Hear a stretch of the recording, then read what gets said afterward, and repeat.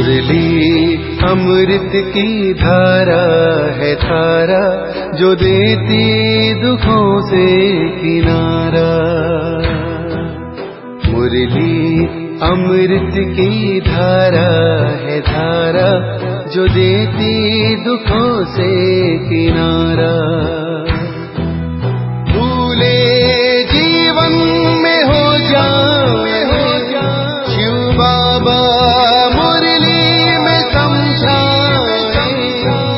भूले जीवन में हो जाए शिव बाबा मुरली में समझा।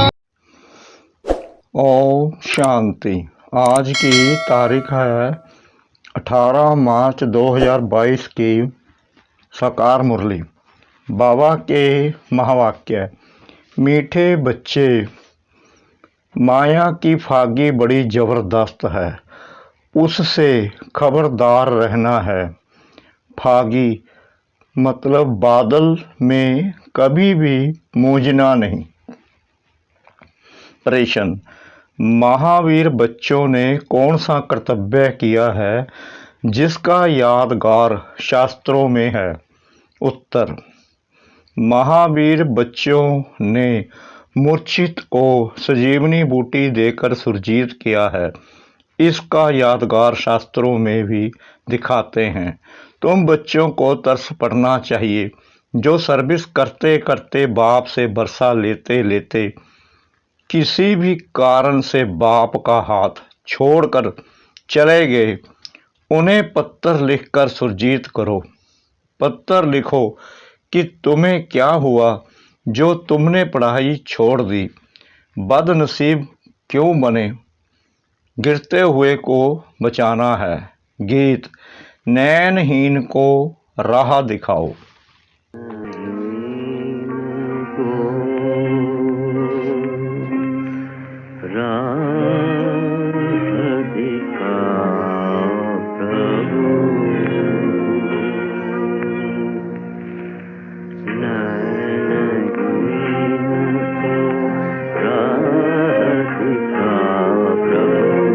ओम शांति। यह गीत बहुत कामन गाते हैं। हे भगवान, अंधों की लाठी बनो, क्योंकि भक्ति मार्ग में ठोकरें बहुत खाते हैं परंतु बाप को नहीं पाते। आत्मा कहती है, हे बाबा, मैं आपसे मिलने के लिए इस शरीर द्वारा बहुत ही भटकी। आपका रास्ता बहुत ही कठिन है। यह तो जरूर मनुष्य समझते हैं कि जन्म जन्मांतर हम भक्ति करते आए हैं। यह नहीं जानते कि हमको ज्ञान मिलना है, तब हम नैनहीन से सज्जे बनेंगे। भक्ति मार्ग का कायदा है भक्ति करना, धक्का खाना। आधा कल्प धक्के खाए हैं, तुमने अब धक्के खाने बंद कर दिए हैं। तुम भक्ति नहीं करते, ना शास्त्र पढ़ते। जब भगवान मिल गया फिर यह सब क्यों करें, जबकि भगवान हमको अपने साथ ले जाने वाला मिला है, तो फिर हम धक्के क्यों खाएं? भगवान आएगा तो जरूर सबको साथ ले जाएगा। सभी धक्के भी खाते रहते हैं और एक दो को आशीर्वाद भी करते रहते हैं। समझते कुछ भी नहीं। पोप साधु संत जो आते हैं उनके लिए समझते हैं, तो यह गुरु लोग हमको रास्ता बताएंगे भगवान से मिलने का। परंतु वो गुरु लोग खुद भी रास्ता नहीं जानते, तो फिर दिखाएंगे कैसे?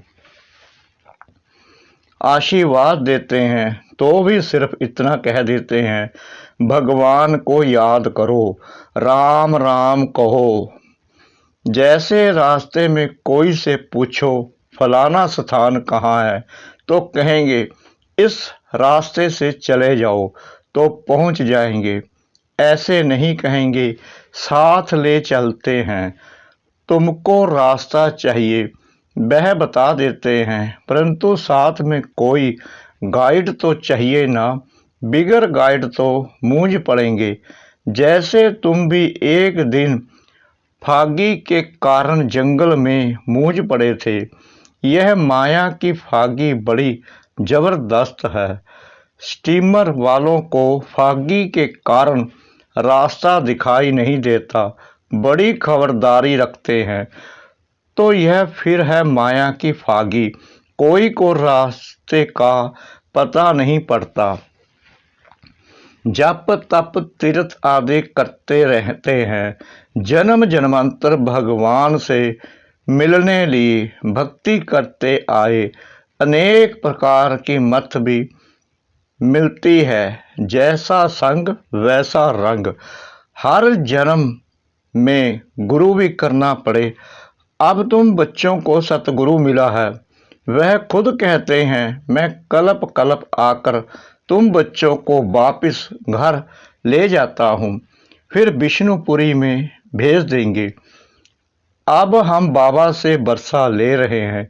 मानो कोई गुरु व पंडित आदि आकर यह ज्ञान ले और दूसरों को कहे कि मन मना भव शिव बाबा को याद करो, तो उनके शिष्य आदि पूछेंगे तुमने यह ज्ञान कहाँ से लिया। वह झट समझेंगे कि इसने दूसरा रास्ता ले लिया है। उनका दुकान खत्म हो जाएगा, मान्यता खत्म हो जाएगी। कहेंगे तुमने ब्रह्म कुमारियों से ज्ञान लिया, तो हम क्यों ना वीके के पास जाएं। खुद गुरु लोग भी कहते हैं सब जिज्ञासु हमको छोड़ देंगे, फिर हम कहाँ से खाएंगे। सारा धंधा खत्म हो जाएगा, सारा मान खत्म हो जाएगा। यहाँ तो 7 रोज भट्टी में रख, फिर सब कुछ कराना पड़ेगा। रोटी पकाओ, यह करो, जैसे सन्यासी लोग भी कराते हैं। तो देह अभिमान टूट जाए तो फिर ऐसे का ठहरना बड़ा मुश्किल है। दूसरी बात, जो बाहर से आते हैं उनको पहले पहले बाप का परिचय देना है कि हम माता पिता से विश्व के मालिक पने का वर्षा ले रहे हैं। बाबा है विश्व का रचयिता। हमारी एम ऑब्जेक्ट है कि हमको नर से नारायण बनना है। तुमको भी दाखिल होना है तो 8 रोज आकर पढ़ना होगा। बड़ी भारी मेहनत है। इतना अभिमान कोई तोड़ ना सके। ऐसे ऐसे आदमी जल्दी आ नहीं सकते। बाप समझाते हैं कि तुम भाई बहन हो, एक दो को समझा सकते हो। समझो कोई बच्चे हैं जो बहुत अच्छी सर्विस करते थे, बहुतों को समझाते थे। अब बाबा का हाथ छोड़ दिया है। अब यह तो तुम जानते हो कि शिव बाबा हमको पढ़ाते हैं ब्रह्मा द्वारा, डायरेक्ट तो नहीं पढ़ा सकते हैं। तो बाबा कहते हैं ब्रह्मा द्वारा स्थापना कराता हूँ, राजयोग सिखलाता हूँ। अगर कोई ने ब्रह्मा का हाथ छोड़ा तो गोया शिव का भी छोड़ा। विचार किया जाता है फलाने ने छोड़ा क्यों। नसीबदार बनने के बदले बदनसीब क्यों बने हो। तुम रूठे किससे? बहनों से रूठे होंगे। तुम जो इतना बरसा लेने वाले थे, फिर क्या हुआ?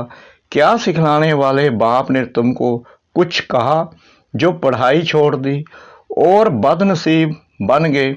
बाबा भी पूछ सकते हैं तुमने राजयोग सीखना क्यों छोड़ा।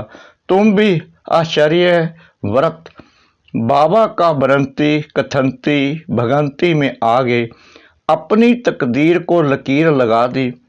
समय देख उनको लिखाना चाहिए। हो सकता है पत्थर पढ़ने से फिर जग जाए। गिरते हुए को बचाना होता है।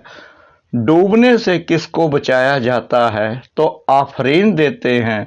यह भी डूबने से बचाना है। ज्ञान की ही बातें हैं, लिखना चाहिए।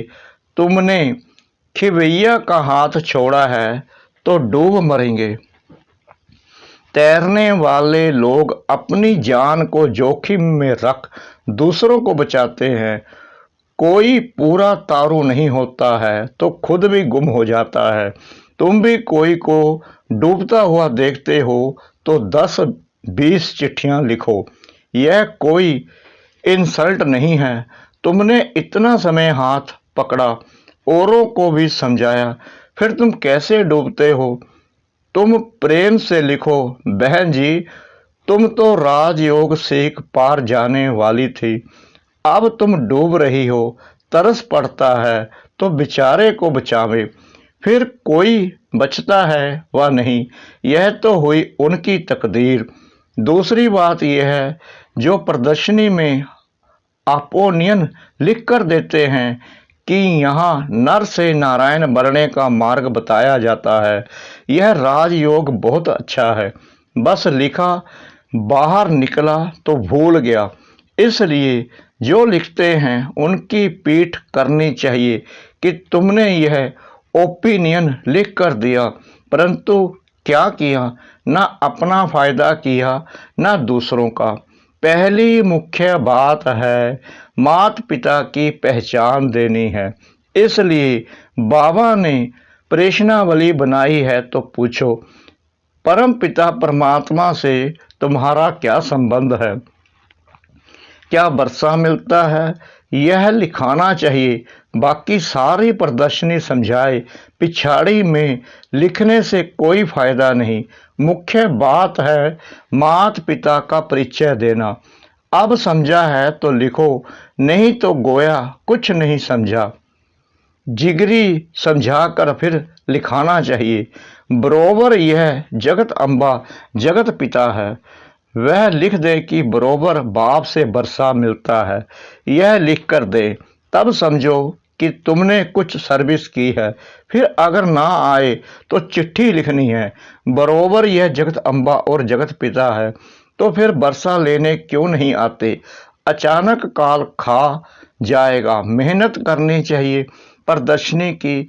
उससे मुश्किल कोई 2-4 निकले तो फायदा क्या हुआ? बच्चों को पुरुषार्थ करना चाहिए। आना छोड़ दे तो चिट्ठी लिखनी चाहिए।